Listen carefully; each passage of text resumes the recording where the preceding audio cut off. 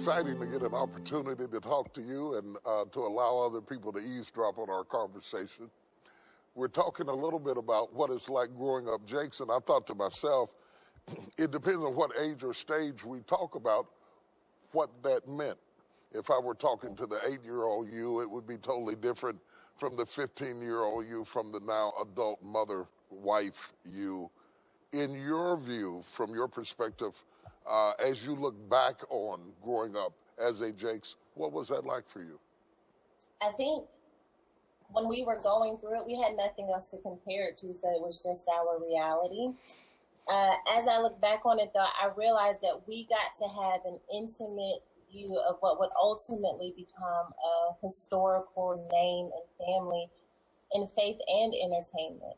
And I'm not sure that we realized then just the weight of what was taking place in front of our very eyes, that much like Dr. King's children must have felt, that we were watching you pioneer a new way of ministry. I think because we were children and we were just living in our microcosms, all we could see were the challenges, not fitting in, not having anyone to relate to, wondering where we fit in such a grand plan as our ministry evolved. But I look back now and I feel fortunate because I realized the very thing that I thought isolated me from everyone else is ultimately what cultivated me so that I could be different from everyone else now in my career.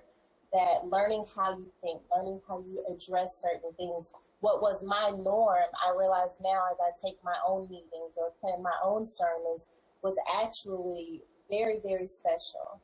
A very unique trail that exists in the earth now that we honestly took for granted because we just saw it as normal. Well, you know, the funny thing about it, when people look at me, they see Bishop Jakes, or they see a film producer, or they see a CEO. But when I came home at night, you all didn't see me as Bishop Jakes or CEO. I was just daddy, you know, and daddy and mama coming home. We never saw you as Bishop Jakes until you were Bishop Jakes. So, like, seeing you on the cover of Time magazine, it kind of clicked like, oh, the man who walks around in the road making us chicken and pound cakes, like, people really care what he says. They care what he thinks because we literally never saw it like that when share their experiences with me about, you know, when my father made us do Bible study every single night and now I resent the church because I felt like it was forced on me. We didn't have any of those experiences. And of course we had life challenges, but ultimately when our relationships with God became real, it wasn't because it was pressured on us because of who we were, because you all gave us room to have intimate encounters with God outside of our realms of home. It wasn't like you forced it on us. You know, it was important to me that I gave my family a family to give some distinction between being at church and being at home. I think so many pastors and or leaders bring who they are at work home to the point that they turn their children into congregants. I didn't want to so saturate you with Sunday morning experiences that you were denied having a daddy and somebody who walked around. I'm glad you didn't describe my robe too much, robe and raggedy socks and some of the, I pick out like the worst outfits in the world to wear when I get home. My next book, I'm going to wait. Oh, God. Now I'm getting blackmailed by my daughter. But, you know, to give you that sense of family and home was very, very important. And when he came to his father and mother, he gave some to them, and they also ate. To see how you have evolved as a father is absolutely amazing. To see little Sarah turn into a speaker and an author and a first lady, to be in demand around the country on your own, going out to do the very thing that you criticize me about, traveling all the time and speaking and living out of suitcases. You're doing that. How did that evolution come in your life, where you begin to say, this is not just something daddy does, this is a call on my life as well? Man, I think it came in steps. I know people are always wondering, maybe they're having challenges with their children and they're like, what's going to be the turning point? And I think that some turns happen instantly and others are a gradual surveying the wheel and then finally finding your space and making that U-turn. For me, I think it happened when I realized that the very thing that I'd heard my entire life, woman, thou art loose, was not just something that you were saying to other women in arenas, that it was something that was applicable to me in my life.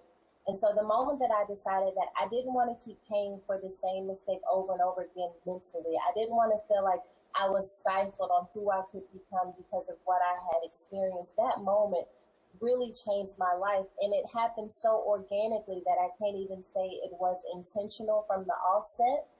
What did become intentional was as people began to ask me to speak and share my story, I realized that I had a responsibility to not just have a gift, but to cultivate that gift, to study, to research, to really bring all that I have into the moment that God had prepared me for.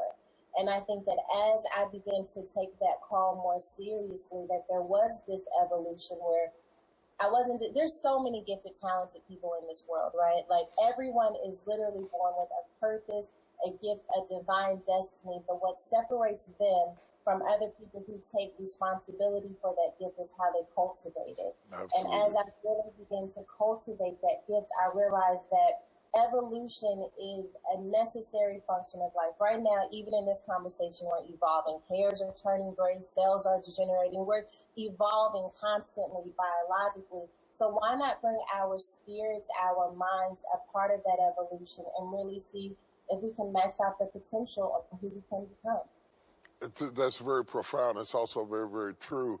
When you look at, you've got at least two streams contributing to you, not only genetically, but in your development, in your growth, in your emergence as the woman that you are today. What do you think your mother gave you, and what do you think that I gave you? Can you quantify or divide what came from where, or does it all merge together into one experience? First of all, let's be honest. The fact that I have both of you living inside me means I should be bipolar, but by the grace of God, there's been some level of separation. Yeah, because we couldn't be any more different, your mother and I. If I had to say, I think that I think like you and present like my mother. I think that's true. I think that's very true. What do you think that you learned from your mother that has affected your expression of womanhood, of femininity? Man, Mom is everything graceful. She is everything pensive and thoughtful. Words don't just come out of her mouth. They're well thought out.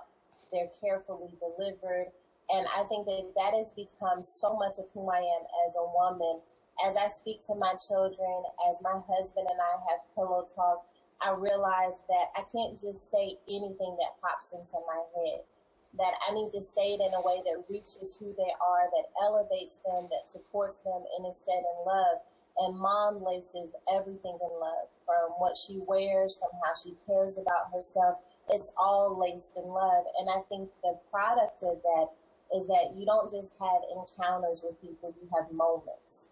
You have these moments where in just a 3-minute conversation, you feel like you were with a friend. You were with someone who understands what you've gone through. I mean, I've seen people in the grocery store just want to lay their head on Mom's lap because she has this warmth about her that says, whatever you've gone through, whatever you've faced, it doesn't matter. I love you. And for me, she is the physical manifestation of love, of a different kind of love, because I think you are too. But she is the kind of love that meets you right where you are and says you don't have to change at all. And for me, I think that you said, I'm going to meet you right where you are, but I see too much potential in you to leave you there. I want you to grow. Let me break you out of your comfort zone. Lose the attitude. Get a grip. We got something to do, and you have a world to change. I have to stop and laugh because that is so true. That is so true. When you think about, and this is something that I think that you really taught me. I don't think that I knew until I started raising you and Cora how important a father is to a daughter. Because I've never been a daughter, I've only been a son, I knew how important a man was in the life of a boy. But I kind of thought, you know, you deal with the guys, let her deal with the girls and that sort of thing. But when I started raising you all, I soon realized that my participation in that was very, very important for your self-esteem, for your understanding of what masculinity is and how different we are and how we communicate. All of that. The funny thing about raising children is that the parents are growing too. You know, it's not just the kid that too. And by the time you really figure out how to do it, the process is over. But what do you think that you got from me as a father? Not so much the preacher or the business, but as a father, and what did you learn about men as a result of living in the house with me? I don't think that I fully understood what I got from you until I was in my previous bad marriage. Mm-hmm. Because I thought that being a man literally just meant having the physical attributes of being a man. Mm-hmm. And it wasn't until I was in that situation where I realized my definition of manhood is different than what I'm currently experiencing. And as I began to retrace my definition of manhood, for me, outside of a pastor and even a provider, that there is a covering that comes when you have a father. A covering that says, if you're in the car accident, all you have to do is call me and I'll figure it out. Mm-hmm. If there's a mouse in the house, all you have to do is get me and there is this sense of security and protection and guidance, just leadership of our home, that we're going to make a decision, and regardless of what happens, because I've made this decision, I'm going to see us through. And I think that commitment and loyalty that comes with manhood, as I've come to know it, is just irreplaceable in the life of a woman or a young girl. I think that, of course, because there's been so many different, instances in families where women have been let down or men haven't exactly known what to do, that women have taken on this notion that they don't really fully understand the value of having a male in their life because they've been disappointed so many times. But when you have the right kind of men in your life, you have a partner in life. You have a partner who says, no matter what happens with the kids, we'll figure it out. And you can trust that. They're not just words. You can trust that.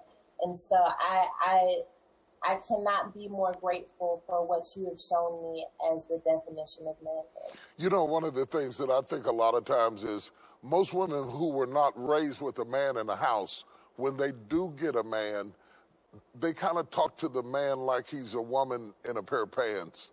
But communicating with men and men's communication is different from how women communicate amongst themselves. For example, there are certain things that you talk to your mother about, and I will hear about down the road or may not hear about at all.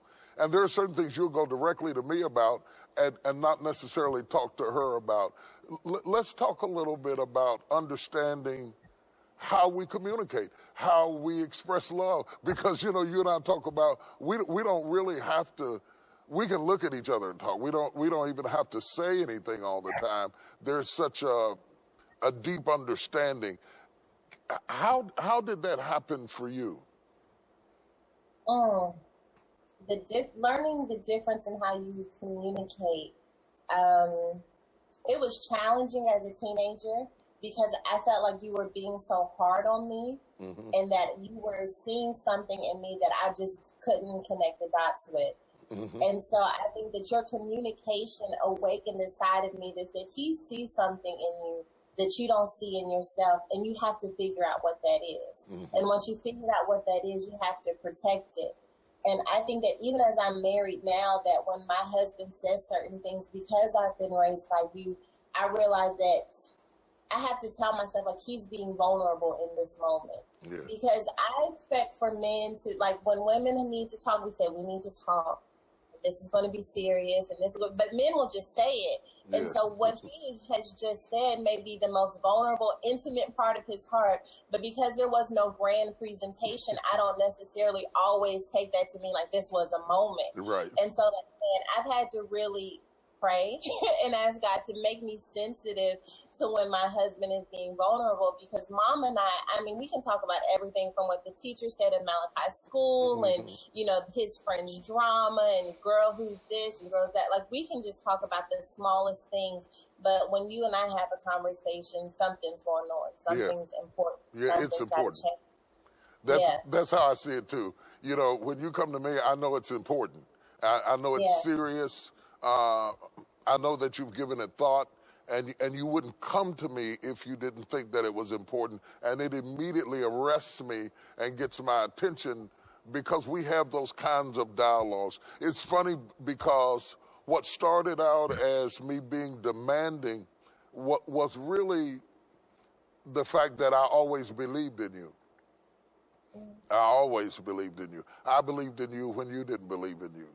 And my bar and my expectations were high, and I was outspoken about it and aggressive about it because I knew it was in there, and I wasn't going to stop till I got it out. To see that come out is the seventh wonder of the world, because I knew it was in. You can only bring out of you what's in you, and I knew. Maybe as only a father can know that it's in you.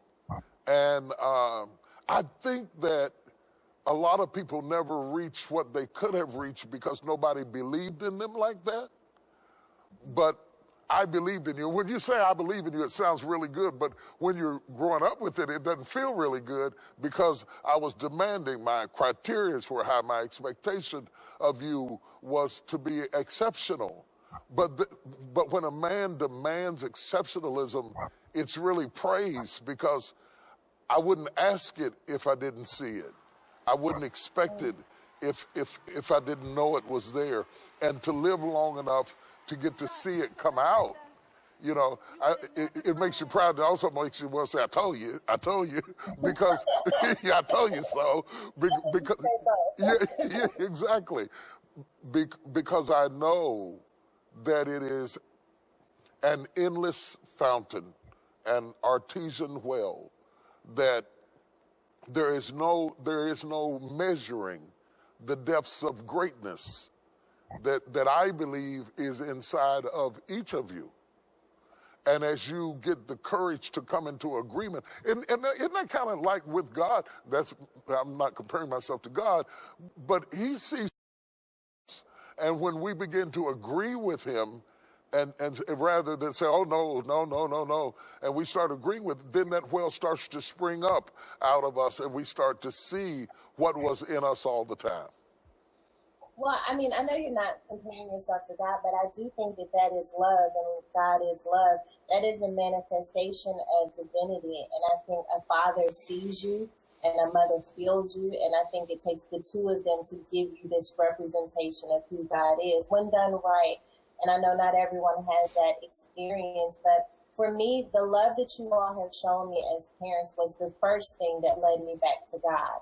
It wasn't necessarily that when I was lost and confused that I said, let me turn to my Bible, the answers are going to be in here. I said, let me turn to my parents. And because my parents managed to get past their own insecurities, their own flaws, their own generational whatever, and decide to love me authentically, it made me curious about how they had this well of love that they were able to continue to pour out in spite of what I did, in spite of the choices I made, in spite of how I felt about myself. They still saw me in the highest version of who I could become.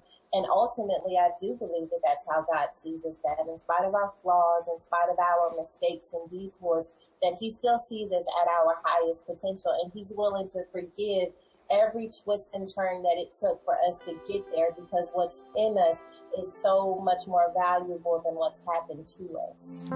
I tell people as I travel from time to time that love needs a gym to work out in, and God gives you your family as exercise equipment. because Yeah. you know, it's there that you learn unconditional love. It's there that you learn how to resolve conflict. It's there where you get your feelings hurt, but love makes you go back for a second time. It's there where you learn how to override issues and see what is the bigger issue and the most important thing. And I think the funny thing that you said, seeing the best in your children is something that I think most parents start out doing. What is difficult is learning when to show them your own flaws and your own. That's a really scary thing because the whole relationship is constantly changing. You go from telling somebody to go to bed at 7 o'clock, you know, and eat your cereal and say your prayers, to having these frank conversations about who you are on the inside. And I think a lot of parents fail that test because that vulnerability is uncomfortable with somebody who thinks you're the Hulk, you know, somebody who thinks you, it takes a great deal of courage to say, you know, Clark Kent, but they can't accept their own flaws if you hide yours. You have to be able to take that risk. How has the way you have been parented affect the way you raise your children? Child. I know, right? Child. How far, who's going to see this video? Because Let it rip. We can always edit it. Let it rip.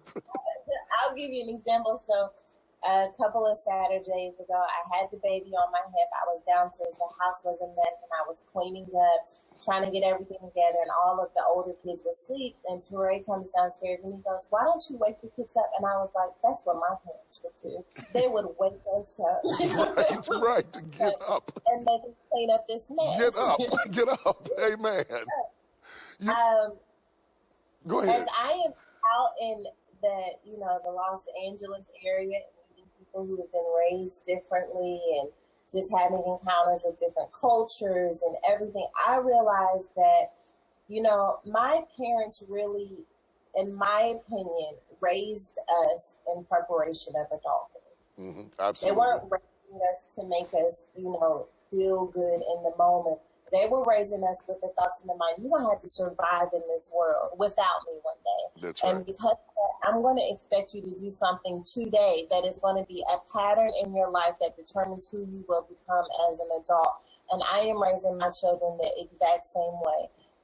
We're fortunate, we're blessed. God's done a lot of things for our life. But if all of this gets stripped away, I need to know that you can get up and go to McDonald's and fill out an application and take care of yourself and have a roof over your head. And that's how I'm raising my children. I don't care about what you feel like doing. This is what you have to do in order to survive. Get in those books, clean up this, wash your behind, get in the bed, and do the same thing tomorrow because life is real out here. And I think that it's worked out exceptionally for me. I tell my children all the time, you're renting a room in my house, you don't live here. Okay? That means that I have expectations on what this room needs to look like, okay? Now you sound like me. Now you sound like your father. I know. Let me tell you, one of the things that you are very much like me, we both like clothes. We like fashion. We like to dress. And yeah, I know. And you got all of these pictures, with all of these dresses and hats and outfits and everything. But my favorite picture, all of them are beautiful and amazing. And I love the fact that you are comfortable in your own skin. I don't think it is about how you look or what people say about you. It is about you having a good attitude about yourself. That's very, very important. And you have that. But my favorite picture of you is shaking a brown bag full of chicken with flour, with flour all over your head, because nobody would believe the girl who comes out looking like a prima donna would be in the kitchen throwing down like somebody's grandmother. The balance, the balance of having things without allowing things to have you, I think is a very important thing. Some people become so engrossed in image that beyond the image, there is no person there. But we are real people, biscuits and gravy sort of people. People who don't know you, they would never realize. You very seldom see a girl your age who makes biscuits and cakes and fries chicken, and I mean you're a real woman in that way. How do you balance all of the mommy stuff, the wife stuff, the first lady, the red carpet of being out in LA, and still get a brown paper bag and some flour and come up with some fried chicken and mashed potatoes? I think the brown paper bag is who I am at my core.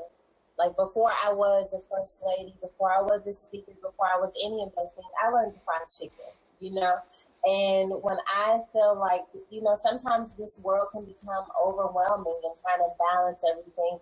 And so I go back to my core, the thing that makes me feel most like sister from West Virginia. Right. And from there, in that vacation of frying chicken and, making a meal that my family enjoys, I feel like at the end of the day, this is what matters to me.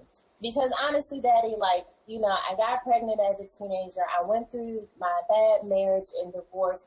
And I can remember times where I was praying, God, the only thing I want is for this relationship to work out. The only thing I want is to graduate from high school. And so for me to be where I am right now, I feel like I'm already further out than I imagined. He has truly exceedingly and abundantly blown my mind. And so I can't allow the pressure of who people want me to be or what my brand may represent to other people to define who I am, because ultimately what led them to me was who I am at my core. And if I lose my core, then none of this matters anyway. I have to be able to come into this house and know exactly what's going on with my kids, to make a meal that everyone enjoys, and everything that is added to that is increased. Book deals, television deals, everything that comes after that is increased. But that's not who I am. That's what I do. That's where the parenting merges. Because on one hand, I was like that, and I am like that, and you know that I'm like that. You know that I will come right in your house and start stuffing a turkey, or doing whatever needs to be done. But on the other hand, your mother is so much like that. Your mother is never happier than when she's taking care of her family. And if she's taking care of she's meticulous about it. All the kids have got to have. It was months after you all left, and she was still buying family packs of pork chops for me and her. 18 pork chops, and it's me and her. I said, who's going to eat this? She says, in case the kids come by. Holding on to your core and who you are as a person, I think, gives you fulfillment and a sense of happiness, and not to allow the public. We both live in a social media world. Everybody's got an opinion about everything you do, everything you wear, everything you say. There are almost 8 billion people on the planet. You can't please all of those people. You have to have a sense of who you are. And I think your parents, your family, your home life defines you. Says, this is who we are. I preached it all your life. This is who we are. This is what we do. This is what we don't do. This is what we do. And we stick together. Unconditional love. Hell or high water, good times or bad, feast or famine, this is who you are. And I see you doing that with your children as well. Absolutely. I take a lot of pride in who we are. And of course, I've got an incredible husband in Teray, but it's also important to me that they know about their grandmother, Odin, that they know about their grandmother, Virginia, that they recognize that they come from a family of survivors, that we didn't just decide to start surviving, that my grandfather owned a janitorial business. It's important to me that they recognize that you have strength running through your veins, and in spite of what comes up against you, in spite of the negative thoughts that may enter into your mind, that overriding all of those things are a history of change makers, a history of trailblazers. And you got to remember that when you're in those dark moments or those moments where you feel weak, that somebody survived so that you could have this moment. So live in it fully, take advantage of it, and bring the best of who you are into the moment. And I'm proud because I see my children, even at this stage in their life. Malachi is 14, Mackenzie is 7, and even Ella is 11 months. And when she wants something, she means right now. And she means, I'll crawl, I'll try to take steps, I'll do whatever is necessary to get to it. Because what you all instilled in us is more than just to want something, but to be willing to go after it by any means. Absolutely. Took on a huge task. You brought together a blended family. You took Pastor Torre's children on and your children and brought them together and made a family. And there are many, many people, you know, when you start talking about building families today, we don't always have ideal situations, you know, Ozzy and Herod and two dogs and a cat and all that kind of stuff. We have situations that we have to take the situation and turn it into a family. Give us the secret sauce of how you took that situation, two different family philosophies, and blended, and you are still blending them together as a young woman. You very seldom see that strength like that in a young woman. Where does that come from? Well, Teray and I had a vision for our family. I think that's the most important part about blending the family, is that you can't just think that you're going to put everyone in the house and it's going to fall into this Pleasantville situation. Teray and I knew very early on that we were going to have to decide what this family was going to be, because we would set the tone for discipline, for expectations, for chores. Everything would come as long as we were in agreement. And so we decided what our rules and boundaries were going to be for the house. And then we decided that because we were still early, because we were still learning one another's personalities, that there would be some things that he could say to his children that I wouldn't be able to say, and vice versa, because there was a trust there between our biological children and us that we were still establishing with the step parent. And so we had to be patient with one another. You know, we had to be patient as the children adjusted. We had to realize that change is traumatic for adults. So imagine what it's like for children. You know, we've relocated from Texas. You know, we've had to change their ideas and definitions of family. They're used to having us to ourselves. Now they're having to share us. And to think that everyone should just get over it because we're in love and they should understand that, we had to really be patient and realize we've shaken up their world. And so we're going to have to give them an opportunity to adjust, to be emotional, not disrespectful, but emotional, you know, and to allow those emotions to settle and to learn one another. And I have to say, Trey has incredible children. They are so respectful, so kind, so pleasant. You know, if they had an attitude with me, they didn't show it. They may have said it to their dad or said it to their mom, but they didn't say it to me.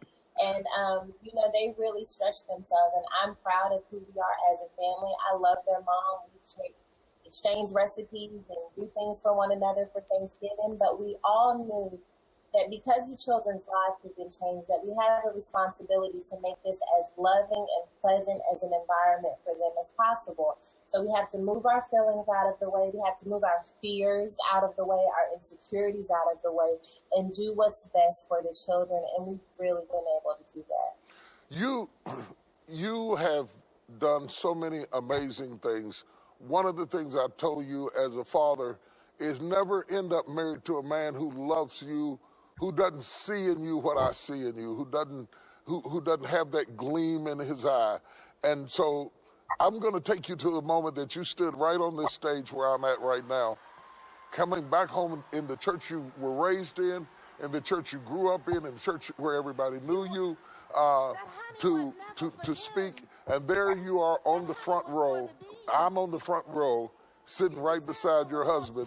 How did that feel for both of us, sitting there with similar looks? I won't say same, but similar. I'll give him similar. I'll give him similar looks in our eyes toward you. Oh, goodness. Well, first of all, that was an epic moment. I was surprising you for your birthday and preaching at the Potter's house. So the one person who I would want to call and say, Daddy, I've got this huge preaching assignment. I need to bounce my outline off of you. I have to surprise, which, like, seriously, like, why? When Mom asked me to do that, I was like, sure, whatever you say. I wanted to grab one of your old sermons so bad, just put a little sauce in it, switch it up and make it mine. But God gave me a really powerful message that ultimately I knew that in order to deliver on that stage, that I was going to have to connect with it in a personal way. And so I preached about being empty-handed. And you're right, to be in that sanctuary where I felt empty-handed as a teenager, like I didn't have what I needed to really make something of my life. I think that God gave me such a grace and an anointing to really tap into what was happening in that text. And if I wasn't sure about it when I came out, because let's face it, when I came out, I mean, we're out here now. They've introduced me. People are staring. I got to preach, you know. So I'm out there and I'm just on a wing and a prayer. And I didn't know how it was going, but I knew I was going to keep preaching until at least the paint started chipping off the walls, because we can't lose. We out here now. Right. And then I looked over and I saw you and Teray at, like, it looked like you were at a football game. And I was like, oh, I think I may be into something here. But to have you all there with similar faces, to me, it meant that I had married someone who saw me at my highest potential, who knew that that moment was possible even from the first time we sat down and had a business meeting. I wasn't preaching when Teray and I met, but for some reason he said he saw this anointing in me, and I was like, whatever. You know, I didn't think much of it. But to see the two men who God has used to steer, navigate, and protect and cover my anointing, celebrating the fact that it was being manifest in that moment. Like, I wish I had a gift of you guys from that moment. I'm going to see if they can make you one. We'll come up with something. Your assignment is different than mine. You don't inherit a calling. God has to call you as an individual. You don't get called in the ministry because your father's called in the ministry or your mother is. That's a personal experience between you and God. And you're another generation. And you've written your own books and you didn't even ask me to help or nothing. What do you have to say to your generation? What do you think that God put in you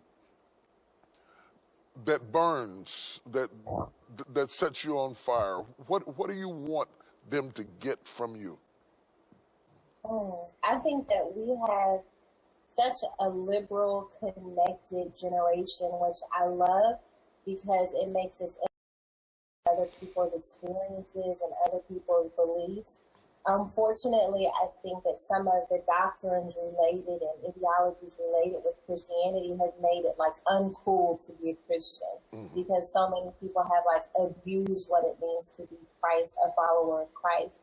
And I think one of my burdens above all is to restore the image of love and compassion within Christianity, that you don't have to be a fuddy-duddy, you don't have to look weird, you don't have to be strange, that you can still live in this culture, live in this society, and have standards, morals, and boundaries that hold yourself, not everyone you encounter, but holds yourself to a certain standard. And above all, I want to challenge a generation to look beyond being self-centered and self-focused and selfie, and instead to really look out into this world and say, I've got something inside of me that this world needs, that serves something, that some issue, some cause that exists in this world, and I need to bring it out, no matter what it takes, no matter what toxic relationships I lose in the process, regardless of how destiny may separate me from friendships and circles, that I am willing to bring out all that God has placed inside of me, no matter what the cost is.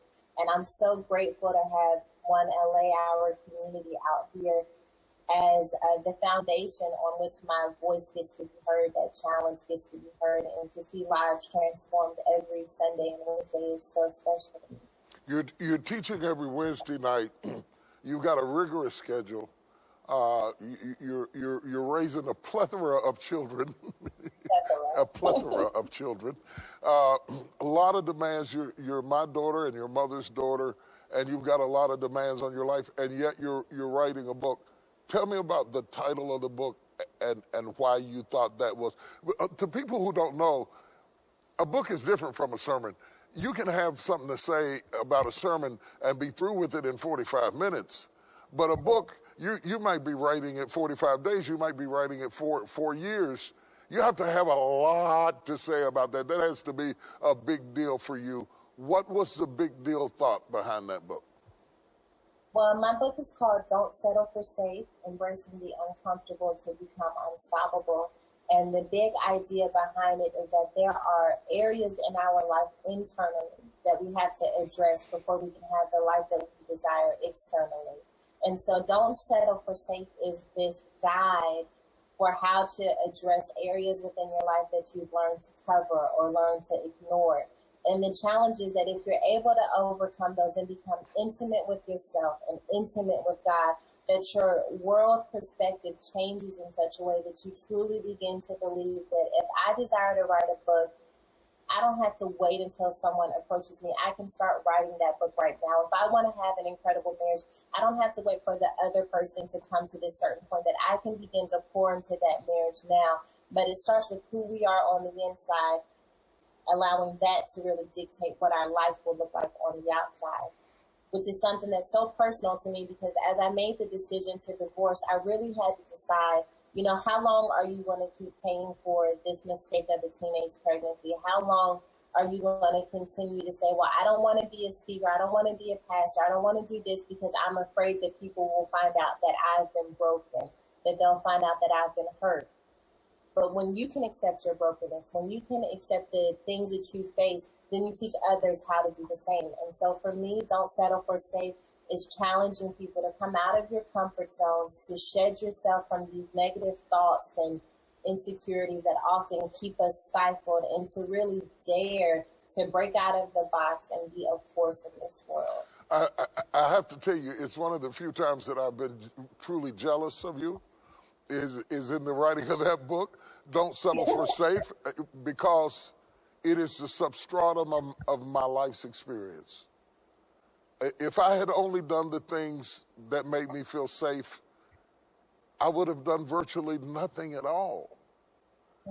You have to be able to be scared and go anyway, to be afraid and live anyway, to go beyond the parameters of the comfortable and to operate outside of safe till that becomes your normal.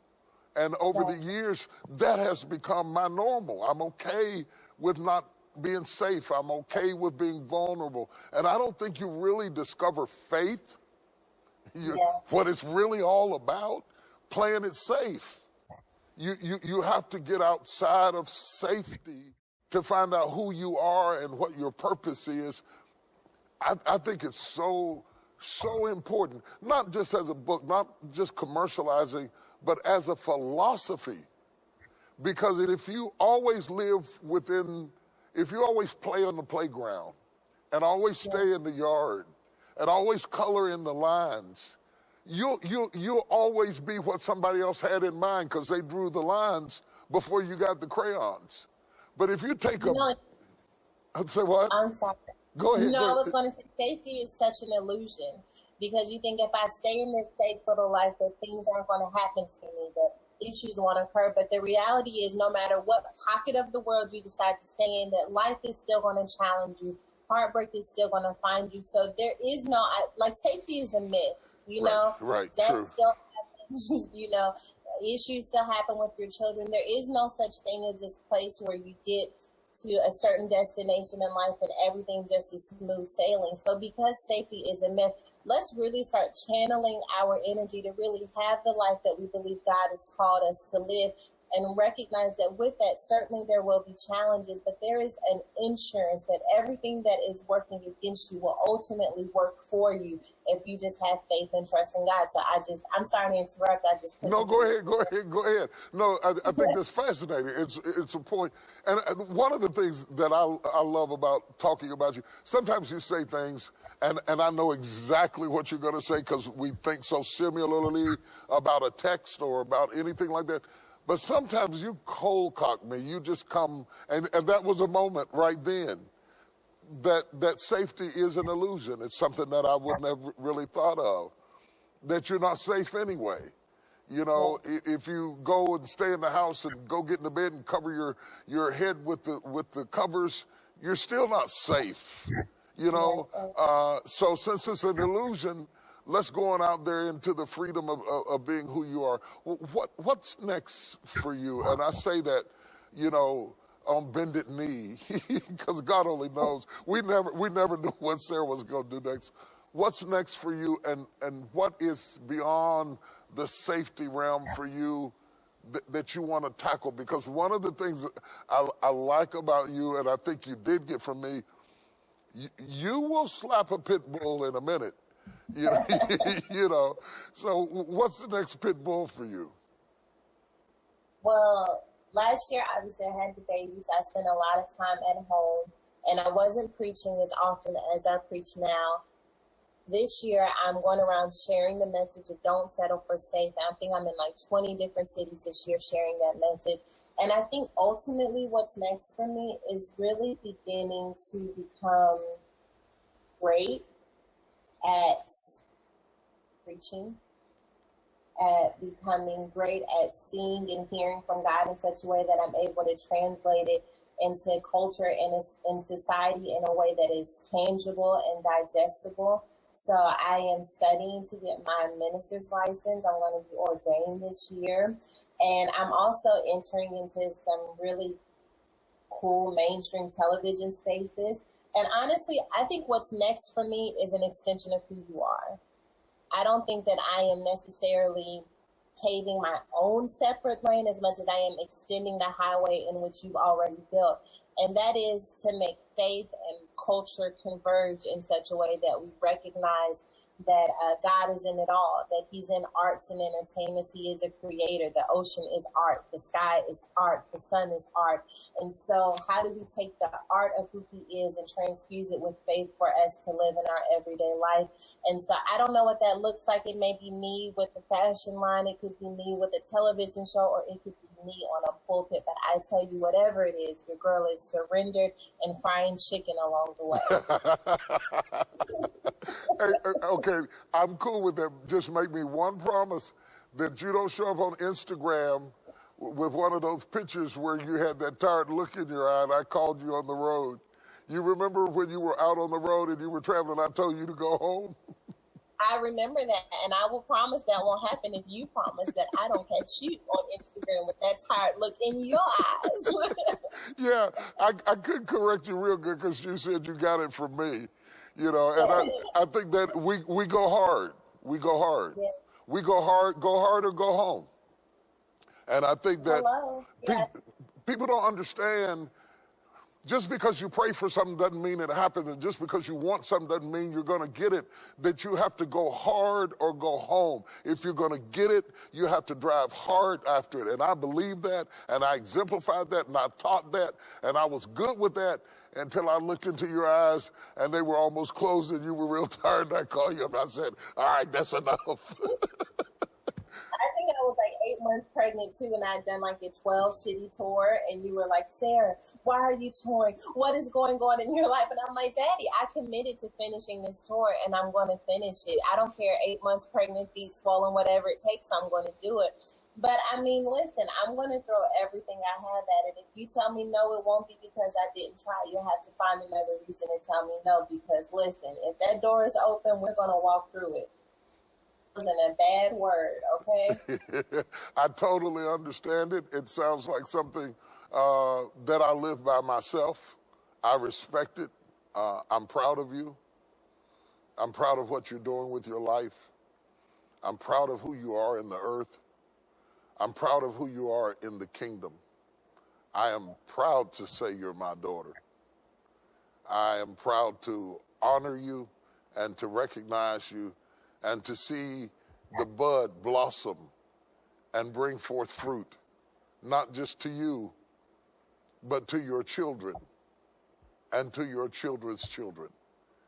And the gift that I give you today is a gift that so many people don't get. I cannot control what you will face in life.